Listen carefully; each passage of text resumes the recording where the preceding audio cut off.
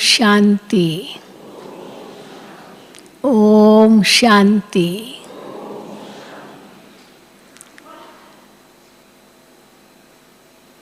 बाबा सभी के दिलों का सहारा है। इस समय दुनिया में इतना दुख है तो भगवान को पुकारते रहते हैं, हे भगवान आओ हमें सुख दो, शांति दो। तो आओ आओ हाँ पुकारते हैं। और बच्चों ने क्या किया है? दुख देने वाला कौन है? रावण। तो बच्चों ने रावण पर केस किया है आप सब ने रावण पर केस, क्योंकि बहुत दुख दिया है ना। अब जो दुख देता है उस पर केस करते हैं ना, न्याय मांगते हैं तो केस करते हैं, तो फिर जज न्याय देता है। तो बाबा कहते हैं तुमको भी रावण ने बहुत दुख दिया है, इसलिए तुमने केस किया है। कौन सी कोर्ट में? यहाँ सुप्रीम कोर्ट में केस किया है रावण पर। तो अभी बाबा आए हैं तुम्हारी सुनवाई करने। तो सुनवाई होती है तो दुखों से छूट जाते हैं, वो केस ख़त्म हो जाता है। और शिव बाबा तो है ही न्यायकारी, सच्चा न्याय देगा। इसलिए गायन है ना कि ईश्वर के घर में देर है लेकिन अंधेर नहीं है। दुनिया में तो बहुत अंधेर है, परंतु सच्चा न्याय तो केवल एक शिव बाबा ही दे सकता है।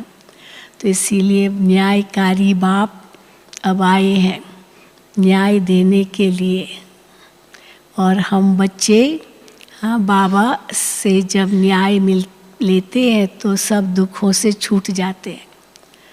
तो आज की मुख्य मुरली यही है मेनली। और दूसरा बाबा ने बहुत गहरी बात बताई है कि तुम बच्चों को कैसे सेवा करनी है। सबसे पहले तो अपनी जो वाणी है वो बहुत मीठी बनानी है, तभी सेवा में सफलता होगी। कोई भी कार्य में सफलता के लिए हमारी वाणी बहुत मीठी चाहिए, बहुत मिठास चाहिए ज़ुबान में। क्योंकि ये जो जीभ है ना, इसके लिए ही कहते हैं ये 2.5 इंच की ज़ुबान है, केवल 2.5 इंच, इसमें कोई हड्डियाँ नहीं होती है। लेकिन अगर ये कड़वे बोलती है तो सारे शरीर की हड्डियाँ ही तोड़ देती है ना, टुटवा देती है। और ये 2.5 इंच की ही ज़ुबान किसी को तो तख्त दिलाएगी और किसी को तख्ते पर चढ़ाएगी, फांसी पर भी लटका सकती है ये 2.5 इंच की ज़ुबान। तो आज बाबा ने कहा विशेष सेवा में सफलता चाहिए, बाबा का नाम प्रत्यक्ष करना चाहते हैं तो अपनी ज़ुबान को बहुत मीठी बनाओ। तो आज बाबा की इस पर भी हाँ मुरली है, सुनते हैं बाबा के महावाक्य। आज 6 जनवरी 2025 है। मीठे बच्चे, तुम्हारा एक एक बोल बहुत मीठा फर्स्ट क्लास होना चाहिए। एक एक बोल अगर वरदानी बोल बन जाए तो देखो हाँ सब झुकेंगे आपके आगे। अगर कटाक्ष भरे बोल होंगे या हाँ उसमें जैसे जहर घुला हुआ है तो क्या होगा, वो वाणी से नीचे ही गिरेंगे। तो तुम्हारा एक एक बोल बहुत मीठा फर्स्ट क्लास होना चाहिए। जैसे बाप दुख हरता सुख करता है, ऐसे बाप समान सबको सुख दो। वाणी से भी जैसे तीर लग जाता है, फिर भले कितना भी सॉरी कोई कहे पर वो वापस तो नहीं आएगा ना तीर, वो तो घायल कर देता है। तो बाबा कहते हैं ऐसे बाप समान सबको सुख दो। प्रश्न है, लौकिक मित्र संबंधियों को ज्ञान देने की युक्ति क्या है? उत्तर है, कोई भी मित्र संबंधी आदि है तो उनसे बहुत नम्रता से नम्रता होगी, मुख बोल मीठे होंगे तो उनका दिल जीत सकेंगे, नहीं तो दिल से उतर जाते हैं ना। कोई भी मित्र संबंधी आदि है तो उनसे बहुत नम्रता से, प्रेम भाव से, मुस्कुराते हुए, नम्रता भी हो, हाँ प्रेम भाव भी हो और मुस्कुराहट भी हो, मुस्कुराते हुए बात करनी चाहिए, समझाना चाहिए। अब भले बात कितनी भी कड़वी दो, लेकिन अगर नम्रता से देंगे, मिठास से देंगे, नम्र और फिर हाँ प्रेम भाव से देंगे, वो कड़वी दवाई भी अगर देंगे ना, वो भी कड़वी नहीं लगेगी। तो सबसे कड़वी दवाई कौन सी हम लोगों को देते हैं, लेकिन मिठास से देंगे तो वो स्वीकार करेंगे। और तो कौन सी है वो दवाई? समझाना चाहिए कि ये वही महाभारत लड़ाई है। अभी महाभारत लड़ाई होनी है तो क्या होगा, उससे विनाश होगा। ये कड़वी दवा है। कई लोग कहते हैं शुभ शुभ बोलो, अभी थोड़ी ये होना, अगर ये होगा तो सब खत्म हो जाएगा। तो बाबा कहते हैं यही शुभ है, तो पर समझाओ ऐसे जैसे कि उनको बुरा भी न लगे। तो समझाना चाहिए कि ये वही महाभारत लड़ाई है, और उसके लिए बाप ने रुद्र ज्ञान यज्ञ रचा है, क्योंकि इसी से विनाश ज्वाला प्रज्वलित होगी। मैं आपको सत्य कहता हूँ, सत्य कहो पर प्यार से कहो। मैं आपको सत्य कहता हूँ कि भक्ति आदि तो जन्म जन्मांतर की, अब ज्ञान शुरू होता है। भक्ति का फल भगवान देने आया है, ज्ञान शुरू होता है। जब मौका मिले तो बहुत युक्ति से बात करो, कुटुंब परिवार में बहुत प्यार से चलो, कभी किसी को दुख नहीं दो। ये बहुत बड़ी सीख है, बहुत बड़ी शिक्षा है, किसी को दुख नहीं दो। गीत है, वो गीत भी इसी अनुसार है, सुनवाई हो रही है। आखिर वो दिन आया आज जिस दिन का रास्ता तकते थे। तो किस दिन का रास्ता तकते हैं? कि भगवान आए और सुनवाई करे, हम सबको न्याय दे। तो आखिर वो दिन आया आज। ओम शांति। जब कोई गीत बजता है तो बच्चों को अपने अंदर उसका अर्थ निकालना चाहिए। ये बहुत सुंदर तरीका है विचार सागर मंथन करने का। चलो कोई भी गीत बजता, लेकिन उससे हम क्या सीखते हैं, क्या शब्द है जिनको हमें अपने अंदर धारण करने हैं। तो बाबा कहते हैं जब कोई गीत बजता है तो बच्चों को अपने अंदर उसका अर्थ निकालना चाहिए। सेकंड में निकल सकता है अर्थ। ये बेहद के ड्रामा की बहुत बड़ी घड़ी है ना। तो आखिर वो दिन आया आज, वो दिन आज आ गया है, वो घड़ी आ गई है। ये बेहद के ड्रामा की बहुत बड़ी घड़ी है ना। भक्ति मार्ग में मनुष्य पुकारते भी हैं। जैसे कोर्ट में केस होता है तो कहते हैं कब सुनवाई हो, कब बुलावा हो तो हमारा केस पूरा हो। लटकता रहता है ना केस, फिर वो दूसरी डेट देते रहते हैं तो कितने परेशान हो जाते हैं जिन्होंने केस किया। भाई सुनवाई करो, हमको न्याय दो। तो बाबा कहते हैं कब बुलावा हो तो हमारा केस पूरा हो। तो बच्चों का भी केस है। कौन सा केस है? कौन सा केस? रावण ने तुमको बहुत दुखी बनाया है। तुम्हारा केस दाखिल होता है बड़े कोर्ट में। बहुत बड़ा कोर्ट कौन सा है? Supreme court. भगवान तो सुप्रीम है ना, उनके कोर्ट में मनुष्य पुकारते रहते हैं बाबा आओ, आ करके हमको दुखों से छुड़ाओ। एक दिन सुनवाई तो जरूर होती है, बिल्कुल होती है। हो ही नहीं सकता कि सुनवाई ना हो। इसलिए कहते ईश्वर के घर में देर है अंधेर नहीं है। एक दिन सुनवाई तो जरूर होती है। बाप सुनते भी हैं, ड्रामा अनुसार आते भी हैं, बिल्कुल पूरे टाइम पर। उसमें एक सेकंड का भी फर्क नहीं पड़ सकता है। तो देखो बाबा ने क्या कहा है, बेहद की घड़ी कितनी एक्यूरेट चलती है। और यहाँ इस दुनिया में तुम्हारे पास देखो ये छोटी छोटी घड़ियाँ हैं, तो भी एक्यूरेट नहीं चलती है। अब कहाँ कितने बजे, कहाँ कितने बजे, देखो 2-3 मिनट का अंतर पड़ ही जाता है। तो इसीलिए तुम्हारे पास ये छोटी घड़ियाँ भी एक्यूरेट नहीं चलती है। यज्ञ का हर कार्य एक्यूरेट होना चाहिए। वैसे तो एक्यूरेट है, बिल्कुल ठीक 12 बजते हैं, गीत बजता है और सब जाते हैं ना भोजन पर। पहले तो घंटा बजता था, बाबा कहते थे घंटा बजाओ, तब तो ये गीत वीत नहीं थे। घंटा तो 12 बजे का घंटा बजता था।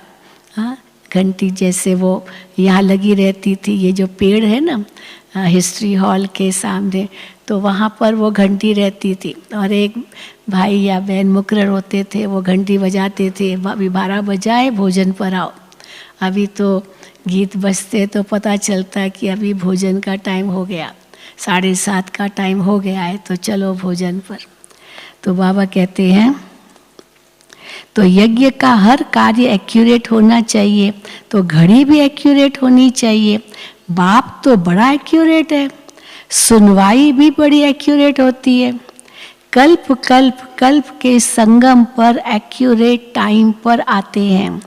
तो बच्चों की अब सुनवाई हुई, बाबा आया हुआ है। अभी तुम सबको समझाते हो, आगे तुम भी नहीं समझते थे कि दुख कौन देता है। क्यों, क्या समझते थे भगवान ही दुख देता है। पुकारते भी उसको ही थे कि सुख दो, फिर ये भी समझते कि दुख सुख तो सब भगवान देता है। तो कौन दुख देता ये भी पता नहीं था। अभी बाप ने समझाया है, रावण राज्य शुरू होता है द्वापुर से। तुम बच्चों को मालूम पड़ गया है, बाबा कल्प कल्प संगम युग पर आते हैं। ये है बेहद की रात। शिव बाबा बेहद की रात में आते हैं। श्री कृष्ण की तो बात ही नहीं है। जब घोर अंधियारे में अज्ञान नींद में सोए रहते हैं, तब ज्ञान सूर्य बाप आए हैं। तब ज्ञान सूर्य बाप आते हैं। वो भी दिखा दें, श्री कृष्ण का जन्म हुआ उस समय तो सब सोए हुए थे, सब जो भी पहरेदार थे वो भी सो गए।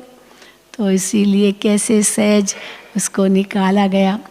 तो अज्ञान नींद में सोए रहते, तब ज्ञान सूर्य बाप आते हैं बच्चों को दिन में ले जाने। कहते हैं मुझे याद करो, क्योंकि पतित से पावन बनना है। तो बिना बाबा की याद के पतित से पावन कैसे बनेंगे। क्योंकि पतित से पावन बनना है, इसलिए मुझे याद करो। बाप ही पतित पावन है, वो जब आए तब तो सुनवाई हो। अब तुम्हारी सुनवाई हुई है। जो दुख देने वाला रावण है, उस पर जीत पाने की शिव बाबा आकर युक्ति बताते हैं, तो ये सुनवाई हो जाती है, फिर हम दुखों से छूट जाते हैं। तो बाबा कहते हैं, बाप कहते हैं मैं आया हूँ पतितों को पावन बनाने। पावन बनने का तुमको कितना सहज उपाय बताता हूँ। कौन सा है सहज उपाय पावन बनने का, मुझे याद करो। आजकल देखो साइंस का कितना जोर है, एटॉमिक बॉम्ब्स आदि का कितना जोर से आवाज होता है। अब तुम बच्चे साइलेंस के बल से इस साइंस पर जीत पाते हो। अभी साइंस का कितना बड़ा शो है, कितना आवाज है, लेकिन तुम साइलेंस के बल से साइंस पर जीत पाते हो। साइलेंस को योग भी कहा जाता है। तो हम साइलेंस के बल से, योग बल से इस साइंस पर भी जीत पाते हैं और विश्व के मालिक बनते हैं। तो साइलेंस को योग भी कहा जाता है। आत्मा बाप को याद करती है और क्या कहती है, बाबा आप आओ तो हम शांति धाम में जाकर निवास करें। तो तुम बच्चे इस योग बल से, साइलेंस के बल से साइंस पर जीत पाते हो, शांति का बल प्राप्त करते हो। साइंस से ही ये सारा विनाश होने का है, उससे तो विनाश होना है। अभी साइलेंस के बल से हम स्थापना कर रहे हैं। साइलेंस से तुम बच्चे विजय पाते हो। बाहुबल वाले कभी भी विश्व पर जीत पा नहीं सकते। जो युद्ध के द्वारा व हथियारों के द्वारा कभी भी विश्व पर जीत नहीं पाई जा सकती। बाहुबल वाले कभी भी विश्व पर जीत पा नहीं सकते। ये पॉइंट्स भी तुमको प्रदर्शनी में लिखनी चाहिए। दिल्ली में बहुत सर्विस हो सकती है। प्रदर्शनियाँ उस समय निकली थी तो बाबा ने कैसे प्रदर्शनी में क्या समझाओ, क्या चित्र हो, सब बाबा बताते थे। तो आज बाबा ने कहा कैसे प्रदर्शनी में किस प्रकार से सेवा हो। दिल्ली में बहुत सर्विस हो सकती है क्योंकि दिल्ली है सबका कैपिटल। तुम्हारी भी दिल्ली ही कैपिटल होगी, राजधानी होगी। सतयुग में भी हमारी राजधानी दिल्ली होगी। दिल्ली को ही परिस्तान कहा जाता है। पांडवों के किले तो नहीं है, वो तो किले दिखाते, पांडवों के किले तो नहीं है। किला तब बांधा जाता है, कब किला बांधा जाता है? जब दुश्मन चढ़ाई करते तो उससे बचने के लिए किला बांधा जाता है। तो किला तब बांधा जाता है जब कोई दुश्मन चढ़ाई करते हैं। तुमको तो किले आदि की दरकार ही नहीं रहती है। तुम जानते हो हम साइलेंस के बल से अपना राज्य स्थापन कर रहे हैं। उन्हों की है आर्टिफिशियल साइलेंस। भाई चलो एक मिनट मौन में हम रहते हैं, किसी की भी डेथ होती है तो वो मौन में रहते हैं 1 मिनट, लेकिन बाबा कहते वो तो आर्टिफिशियल साइलेंस हो गई। चलो 1 मिनट का मौन, पर मन तो उस समय कितना भागता है। तो तुम्हारी है रियल साइलेंस। ज्ञान का बल, शांति का बल कहा जाता है ना। नॉलेज है पढ़ाई, तो पढ़ाई भी एक बहुत बड़ा बल है और शांति भी एक बहुत बड़ा बल है। पढ़ाई से ही बल मिलता है। पुलिस सुपरिटेंडेंट बनते हैं, वो पढ़ाई की, एग्ज़ाम्स दिए, तब जाके पुलिस में भी बड़ा पद मिलता है। कितना बल रहता है। अब वो सब है जिस्मानी बातें, दुख देने वाली। तुम्हारी हर बात रूहानी है। तुम्हारे मुख से जो भी बोल निकलते हैं वो एक एक बोल ऐसे फर्स्ट क्लास मीठे हो जो सुनने वाला खुश हो जाए। वो वरदानी बोल निकले, कोई ऐसा श्राप ना निकले, वरदानी बोल निकले तो कितना खुश हो जाएंगे। कई तो कहते हैं बहन जी थोड़ा वरदानी बोल हम आपके मुख से सुनना चाहते हैं, तो हम थोड़े कोई और कुछ बोल बोलेंगे। तो बाबा कहते हैं एक एक बोल ऐसा फर्स्ट क्लास मीठे हो जो सुनने वाले खुश हो जाए। जैसे बाप दुख हरता सुख करता है, ऐसे तुम बच्चों को भी सबको सुख देना है। कुटुंब परिवार को भी दुख आदि न हो, कायदे अनुसार सबसे चलना है।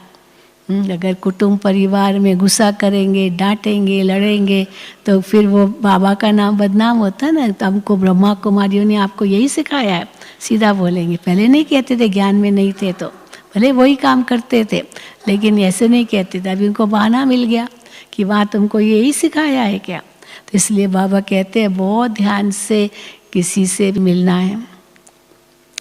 कुटुंब परिवार को भी दुख आदि न हो, कायदे अनुसार सबसे चलना है।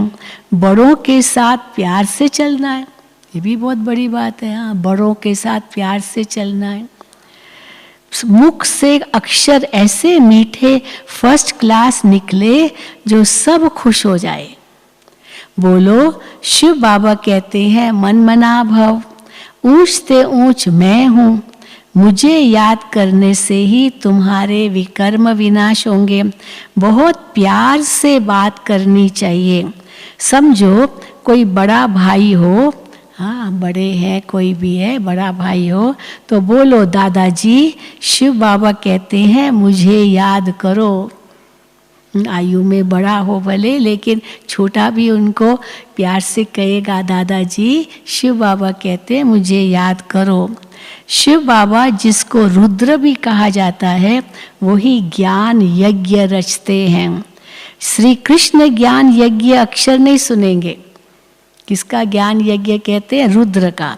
तो रुद्र ज्ञान यज्ञ कहते हैं। तो रुद्र शिव बाबा ने ये रुद्र यज्ञ रचा है।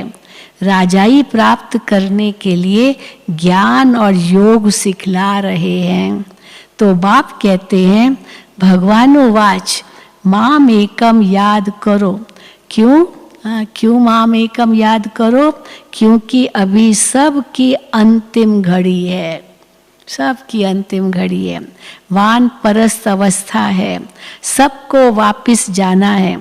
मरने समय मनुष्य को कहते हैं ना ईश्वर को याद करो, तो अभी भी सबके मरने का समय है, वान परस्त अवस्था हो गई है, तो इसीलिए भगवान को याद करो, ये सबको कहो।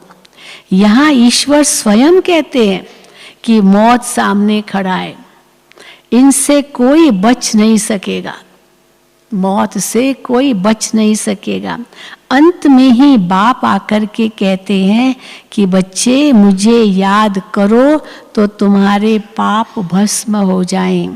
इनको याद की अग्नि कहा जाता है। बाप गारंटी करते हैं कि इससे तुम्हारे पाप दग्ध होंगे। गारंटी है बाप की याद से तुम्हारे पाप दग्ध होंगे। विकर्म विनाश होने का, पावन बनने का और कोई उपाय नहीं।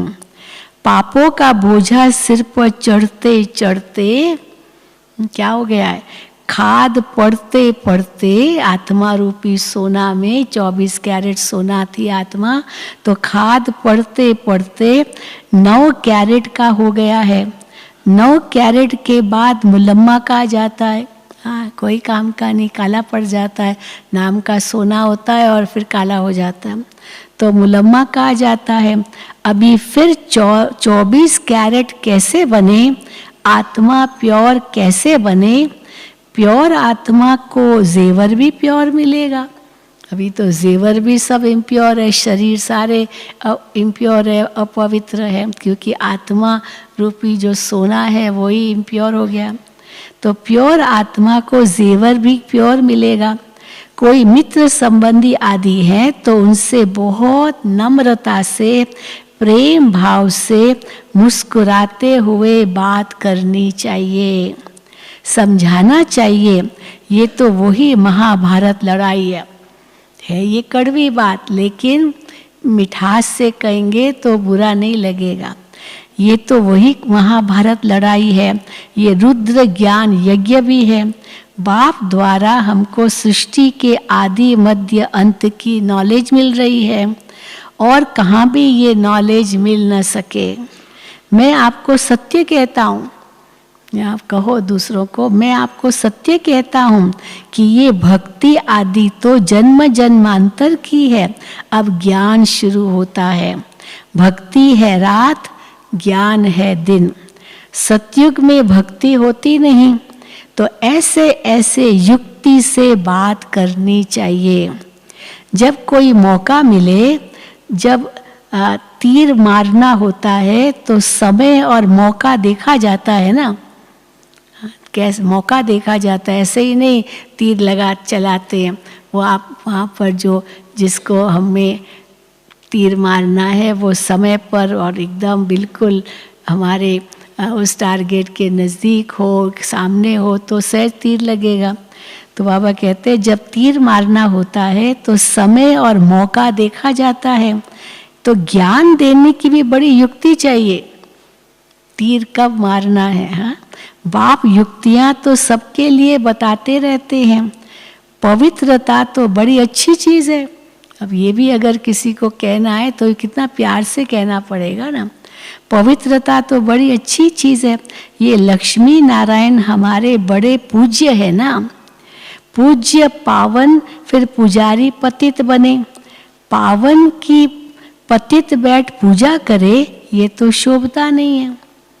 अब मंदिर में भी क्या होता है, ऐसे नहीं कि कोई गृहस्थी या ऐसे ही कोई बाहर का व्यक्ति जा कर के मंदिर की मूर्ति के आगे जा कर के पूजा करेगा। वो जो पुजारी उनके मुकर्रर है वही करेंगे।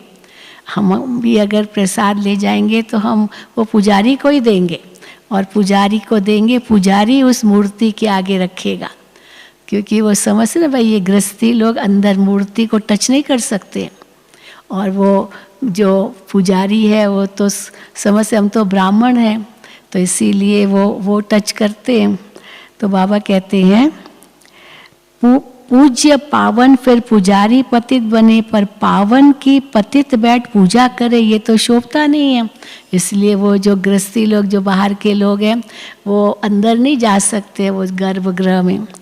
तो बाबा कहते पावन की पतित बैठ पूजा करे ये तो शोभता नहीं है। कई तो पतित से दूर भागते हैं, जो पक्के कट्टर वल्भाचारी होते हैं ना, पक्के वैष्णव होते हैं, इतने छुआछूत वाले होते हैं जो बात मत पूछो। किसी ने छू भी लिया उनको तो जाके स्नान करते, बहुत छुआछूत वाले। तो कई तो पतित से दूर भागते हैं, वल्भाचारी कभी पाँव को भी छूने नहीं देते, समझते ये छीछी मनुष्य है। मंदिरों में हमेशा ब्राह्मण को ही मूर्ति छूने का अलाव रहता है, जो दर्शन करने आते हैं वो भी नहीं मूर्ति को छू सकते हैं। शूद्र मनुष्य अंदर जाकर छू न सके उस गर्भगृह में, वहाँ ब्राह्मण लोग ही उनको स्नान आदि कराते हैं और कोई को जाने नहीं देते। फर्क तो है ना। अब वे तो है ही कुख वंशावली ब्राह्मण, भले वो ब्राह्मण है बाबा कहते, पर वो तो कुख वंशावली ब्राह्मण है। तुम हो मुख वंशावली सच्चे ब्राह्मण। अभी भी कई ऐसे मंदिर है जहाँ पर और धर्म वालों को नहीं जाने देते, नहीं जाने देते। मुझे याद है हम श्रीनाथ द्वारे में गए थे, तो विदेशियों को मैं लेकर गई थी बस भर करके श्रीनाथ द्वारा दिखाने। तो वहाँ हम खड़े रहे, हमने सोचा दर्शन करने जाएंगे, तो अंदर मंदिर में अलाउ नहीं किया क्योंकि वो विदेशी गोरे लोग थे। तो कहीं ये गोरे लोगों को अलाउ नहीं करते। तो हमने कहा अरे ये तो पक्के ब्राह्मण हैं, ये पक्के वैष्णव है, कभी कुछ भी छूते नहीं, लहसुन प्याज में नहीं छूते हैं, शराब तो दूर, और सब नहा धो करके आए हैं, सब ब्रह्मचारी है। लेकिन नहीं माना, नहीं माना। कितना हमने कहा ये सब ऐसे हैं हमारे, भले विदेशी हैं, गोरी चमड़ी है, लेकिन नहीं, बोला नहीं नहीं ये दूसरे धर्म के, हम नहीं अलाउ करेंगे। फिर हम वहाँ का जो मैनेजर था उनसे मिलने गए, भाई इनको ये खास दर्शन करने के लिए आए हैं, बाबा इतना वर्णन करते हैं। तो मैनेजर मेरे को हाथ जोड़ता है, कहता है बहन जी मेरी नौकरी का सवाल है, अगर मैं आपको छुट्टी दूंगा तो मेरी नौकरी चली जाएगी, इसीलिए मेहरबानी करके हाँ इनको अंदर नहीं जाने दो। कहा ठीक है भाई, लेकिन कहने का भाव है। तो कितनी वहाँ पर ऐसी होती है, कुछ मंदिर है, सब तो नहीं। तो बाबा कहते हैं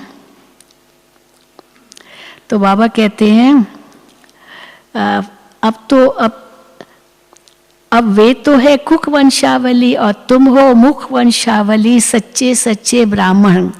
तुम उन ब्राह्मणों को अच्छा समझा सकते हो कि ब्राह्मण दो प्रकार के होते हैं, एक तो है प्रजापिता ब्रह्मा के मुख वंशावली, दूसरे है कुख वंशावली। ब्रह्मा के मुख वंशावली ब्राह्मण है कौन? ब्रह्मा के जो मुख वंशावली ब्राह्मण है वो ऊंच से ऊंच चोटी है, यज्ञ रचते हैं तो भी ब्राह्मणों को मुकर्रर किया जाता है। ये फिर है ज्ञान यज्ञ, ब्राह्मणों को ज्ञान मिलता है, जो फिर ब्राह्मणों को ज्ञान मिलता है, फिर ये ब्राह्मण फिर देवता बनते हैं। वर्ण भी समझाए गए हैं, जो सर्विसेबल बच्चे होंगे उन्हें सर्विस का सदैव शौक रहेगा, कहाँ प्रदर्शनी होगी तो झट सर्विस पर भागेंगे। हम जाकर ऐसी ऐसी पॉइंट समझाएं। प्रदर्शनी में तो प्रजा बनने का विहंग मार्ग है। अभी भी कुंभ मेले में बहुत ज़बरदस्त हम लोगों की प्रदर्शनी होनी है, बहुत ज़बरदस्त। बहुत बड़ा मेला लगना है कुंभ मेले में, हम ब्रह्मा कुमारियों का मेला, और बहुत बड़ी जगह दी है उन्होंने। तो ये भी देखो प्रत्यक्षता का एक रूप है। तो बाबा कहते हैं प्रदर्शनी में भी प्रजा बनने का विहंग मार्ग है। आप ही ढेर के ढेर आ जाते हैं, तो समझाने वाले भी अच्छे होने चाहिए। कई अभी तो हमारी मनोरमा बहन ने बहुत बहुत कुछ कर रही है, कितने सेंटरों को बुलाया है, बड़ी बड़ी एग्जीबिशन लगाई है, मूविंग मॉडल्स बनाए हैं, सब तैयारियां लगभग हो गई है। अभी 13 तारीख से तो वहाँ कुंभ मेला शुरू हो रहा है, तो बहुत कुछ किया, बहुत कुछ करेंगे भी। तो बाबा कहते हैं तो समझाने वाले भी अच्छे होने चाहिए। अगर कोई ने पूरा नहीं समझाया तो कहेंगे ब्रह्मा कुमारियों के पास यही ज्ञान है, डिससर्विस हो जाती है। प्रदर्शनी में एक ऐसा चुस्त हो जो समझाने वाले गाइड्स को देखता रहे कि ये कैसे समझाते हैं। कोई ऐसा बड़ा आदमी है तो उनको समझाने वाला भी ऐसा अच्छा देना चाहिए। कम समझाने वाले को हटा देना चाहिए, जो ठीक नहीं समझा सकता है वो उनको हटा देना चाहिए। सुपरवाइज करने पर एक अच्छा होना चाहिए। क्या है, जब उन दिनों में एग्जीबिशंस बनी थी तो एग्जीबिशन होती थी बॉम्बे में, मुझे याद है जहांगीर आर्ट गैलरी है, बहुत प्रख्यात स्थान है बॉम्बे का, वहाँ हम लोगों ने एग्जीबिशन की थी। ये 64-65 की बात होगी। तो अब रोज़ का समाचार हम बाबा को देते थे, दादी जी देते थे, और फिर बाबा उसके लिए राय देते थे। और बाबा जी उनको कहते थे कि ऐसा समझदार समझू हो जो गाइड देवे, कौन सी पार्टी है, कैसा है, तो गाइड भी उसी अनुसार देना चाहिए। तो फिर ये कौन संभालेगा, दादी जी ने पूछा। तो निर्वैर भाई भी वहीं थे, तो निर्वैर भाई ने कहा मैं गाइड दूंगा। दादी ने उनको भी कहा कि आप गाइड दो, कौन सा गाइड समझाएगा। तो निर्वैर भाई को मुकर्रर किया, देखो दादी ने, और वो सबको गाइड देता था, माना गाइड देता था कि आप इस पार्टी को समझाओ। तो देखो बाबा भी कहते हैं, तो इसलिए बाबा की मुरली से ये सब बातें निकली, भाई गाइड कैसे होने चाहिए, क्या होना चाहिए, जो समझाते हैं। तो बाबा कहते हैं, हाँ, तो बाबा कहते हैं सुपरवाइज करने पर भी एक अच्छा होना चाहिए। तुमको तो महात्माओं को भी बुलाना है, तुम सिर्फ बतलाते हो कि बाबा ऐसे कहते हैं। वो ऊंचते ऊंच भगवान है, वही रचयिता बाप है, बाकी सब है उनकी रचना। वर्षा बाप से मिलेगा, भाई भाई को वर्षा क्या देगा। कोई भी सुख धाम का वर्षा दे न सके, भाई भाई नहीं दे सकता, वर्षा देते ही हैं बाप। सर्व का सद्गति करने वाला एक ही बाप है, उनको याद करना है। बाप खुद आकर गोल्डन एज बनाते हैं, ब्रह्मा तन से स्वर्ग स्थापन करते हो। शिव जयंती मनाते भी हैं, परंतु वो क्या करते हैं ये सब मनुष्य भूल गए हैं। शिव आकर क्या करते हैं ये सब मनुष्य भूल गए हैं। शिव बाबा ही आकर राजयोग सिखलाए, वर्षा देते हैं। 5000 वर्ष पहले भारत स्वर्ग था, लाखों वर्ष की तो बात ही नहीं है। तिथि तारीख सब है, इनको कोई खंडन कर न सके कि ये 5000 वर्ष की बात है। हाँ, खंडन कोई नहीं कर सकता। नई दुनिया और पुरानी दुनिया आधा आधा चाहिए। वो सतयुग की आयु लाखों वर्ष कह देते तो कोई हिसाब ही नहीं हो सकता है। स्वास्तिका में भी पूरे 4 भाग हैं, 1250 वर्ष हर युग में बांटे हुए हैं। हिसाब किया जाता है ना, वो लोग हिसाब तो कुछ भी जानते नहीं, लाखों वर्षों का क्या हिसाब निकालेंगे। इसीलिए कौड़ी तुल्य कहा जाता है।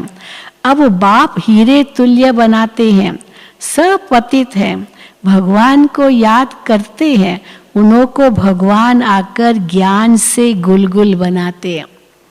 पतितों को ही बाप ज्ञान से गुलगुल बनाते हैं। तुम बच्चों को ज्ञान रत्नों से सजाते रहते हैं, फिर देखो तुम क्या बन जाते हो। ज्ञान रत्नों से सज करके क्या बन जाते हो। तुम्हारी एम ऑब्जेक्ट क्या है। भारत कितना सिरताज था, अब सब भूल गए हो, सब भूल गए कि भारत कितना ऊंचा था, सब भूल गए। मुसलमानों आदि ने भी कितना सोमनाथ मंदिर से लूटकर मस्जिदों आदि में हीरे आदि जाकर लगाए। अभी भी यहाँ खुदाई कर रहे हैं, मस्जिद के नीचे या पास पास कितने मंदिर निकल रहे हैं। तो देखो क्या पहले मंदिरों कोई तोड़ फोड़ करके उन पर मस्जिद बना दिया, क्या क्या कर दिया मुसलमानों ने। तो बाबा कहते हैं मुसलमानों आदि ने भी कितना सोमनाथ मंदिर से लूटकर मस्जिदों आदि में हीरे आदि जाकर लगाए हैं, अभी उनकी तो कोई वैल्यू भी कर नहीं सकते। इतने महंगे महंगे हीरे, उनकी अभी कोई इतने बेशुमार उनका मूल्य होगा जो कोई मूल्य निकाल भी न सके, उनकी कोई वैल्यू भी कर नहीं सकते। इतनी बड़ी बड़ी मणियाँ राजाओं के ताज में रहती थी, कोई तो करोड़ की, कोई 5 करोड़ की। उस समय तो करोड़ कितनी बड़ी चीज़ थी, और बाबा तो जौहरी थे ना, और राजाओं से मिलते थे तो बाबा देखते थे कि उनकी ताज में कितनी बड़ी कितनी अमूल्य मणि है, कोई 5 करोड़ की। आजकल तो सब इमिटेशन निकल पड़ी है, अगर किसी के पास होगा भी ना वो पहनेंगे नहीं, डर लगता है हाँ कोई लूट न ले। तो इसीलिए बाबा कहते सब आर्टिफिशियल हुआ पड़ा है, इस दुनिया में सब है आर्टिफिशियल, पाई का सुख बाकी है दुख। इसलिए सन्यासी भी कहते हैं काग विष्टा समान सुख है, इसीलिए वो घर बार छोड़ते हैं। परंतु अब तो वो भी तमो प्रधान हो पड़े हैं, शहर में अंदर घुस पड़े हैं, परंतु अब किसको सुनाएं, किसको सुनाएं, इतना दुख है दुनिया में। वहाँ तो उस समय तो चलो राजा के पास जाते थे, अपनी प्रॉब्लम बताते थे और राजा सुनवाई करता था, लेकिन अब ये किसको सुनाएं, राजा रानी तो है नहीं, प्रजा का प्रजा पर राज्य है, कोई भी मानेगा नहीं, कहेंगे सबकी अपनी अपनी मत है, क्या कर सकते हैं, जो चाहे सो करे, संकल्प की सृष्टि है।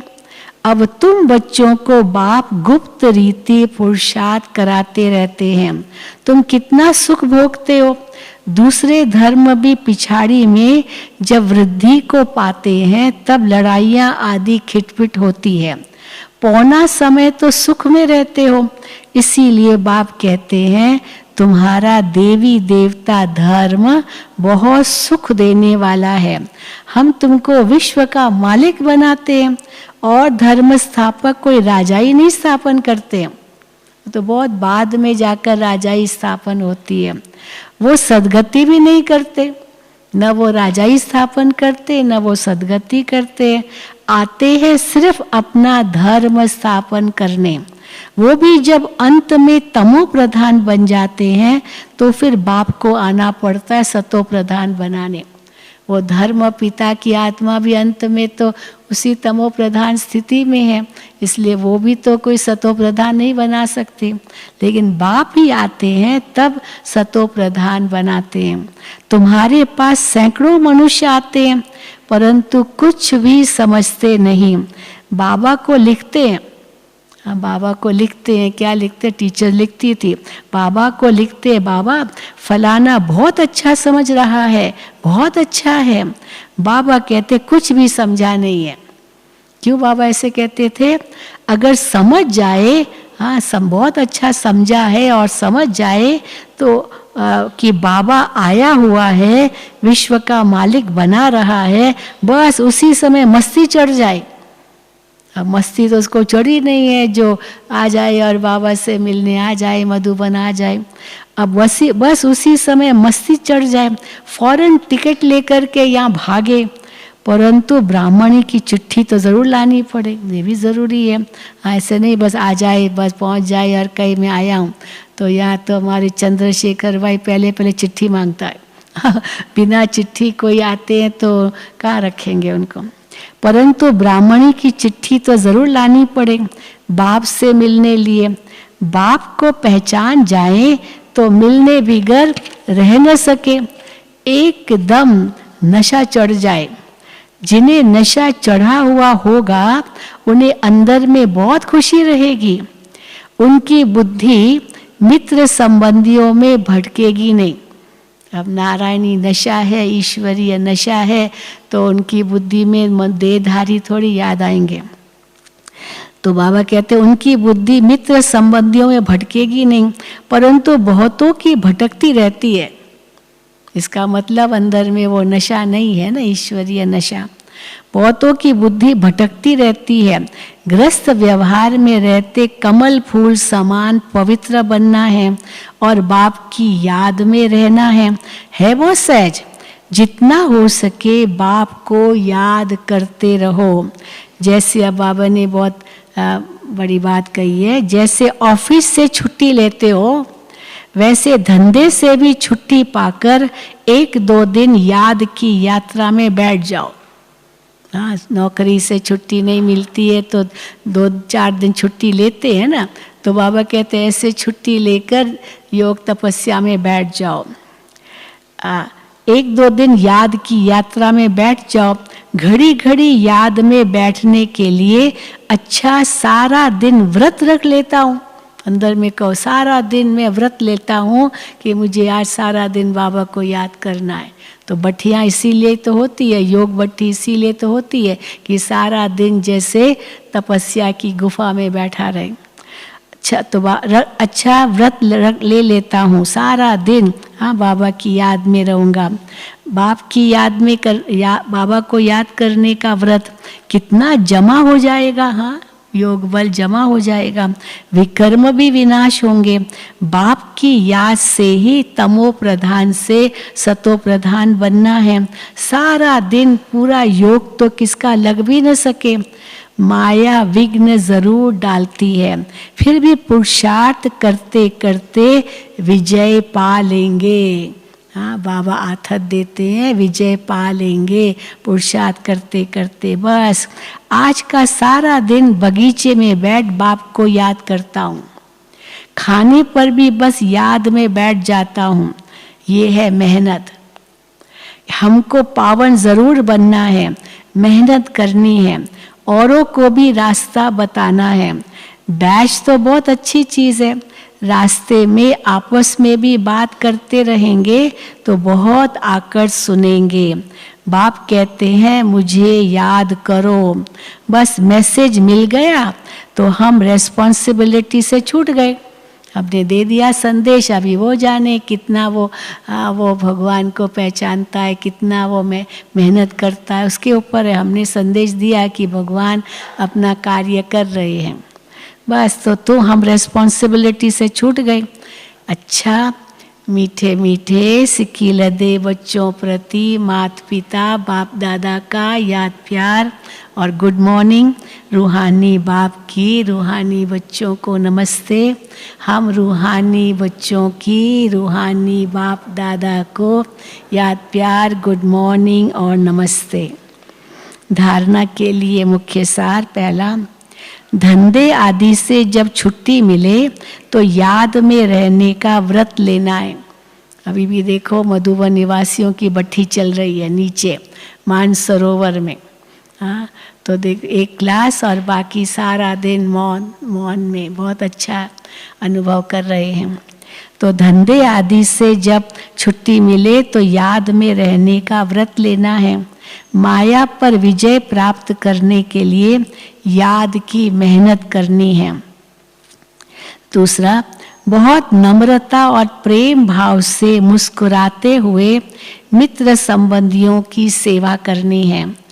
उनमें बुद्धि को भटकाना नहीं है, प्यार से बाप का परिचय देना है। वरदान, चलते फिरते फरिश्ते स्वरूप का साक्षात्कार कराने वाले साक्षात्कार मूर्त भव। चलते फिरते फरिश्ते स्वरूप का साक्षात्कार कराने वाले साक्षात्कार मूर्त भव। जैसे शुरू में चलते फिरते ब्रह्मा गुम होकर श्री कृष्ण दिखाई देते थे। यज्ञ में ऐसे ही होता था ना, ब्रह्मा बाबा को देख रहे, दृष्टि ली और ब्रह्मा बाबा गुम और उसकी जगह श्री कृष्ण खड़े हैं, ऐसे अनुभव करते थे। तो जैसे शुरू में चलते फिरते ब्रह्मा गुम होकर श्री कृष्ण दिखाई देते थे, इसी साक्षात्कार ने सब कुछ छुड़ा दिया। तो बहनें भागी बाबा के पास। हाँ, श्री कृष्ण से मिलना है तो दादा लेखराज के पास जाओ, वहाँ तुमको श्री कृष्ण मिलेगा। तो इसीलिए कितनी भागे, सब कुछ छुड़ा दिया। ऐसे साक्षात्कार द्वारा अभी भी सेवा हो। अभी ऐसी सेवा हो, जो यहाँ आए उनको साक्षात्कार हो, अभी भी सेवा हो। जब साक्षात्कार से प्राप्ति होगी तो बनने के बिना रह नहीं सकेंगे। इसलिए चलते फिरते फरिश्ते स्वरूप का साक्षात्कार कराओ। सुना, मधुबन में फरिश्ते स्वरूप का साक्षात्कार कराओ। भाषण वाले तो बहुत हैं, लेकिन आप भाषणा देने वाले बनो, तब समझेंगे ये अल्लाह लोग हैं। हाँ, ये साधारण लोग नहीं है, यहाँ ये अल्लाह लोग हैं। स्लोगन, सदा रूहानी मौज का अनुभव करते रहो तो कभी भी मूंझेंगे नहीं। सदा रूहानी मौज का अनुभव करते रहो तो कभी भी मूंझेंगे नहीं। अपनी शक्तिशाली मनसा द्वारा सकाश देने की सेवा करो। तो अब अपने दिल की शुभ भावनाएं अन्य आत्माओं तक पहुंचाओ। साइलेंस की शक्ति को प्रत्यक्ष करो। हर एक ब्राह्मण बच्चे में ये साइलेंस की शक्ति है, हर एक में है। अब उसको प्रत्यक्ष करो, साइलेंस की शक्ति को। सिर्फ इस शक्ति को मन से, तन से इमर्ज करो। 1 सेकंड में मन के संकल्पों को एकाग्र कर लो तो वायुमंडल में साइलेंस की शक्ति के प्रकंपन स्वतः फैलते रहेंगे।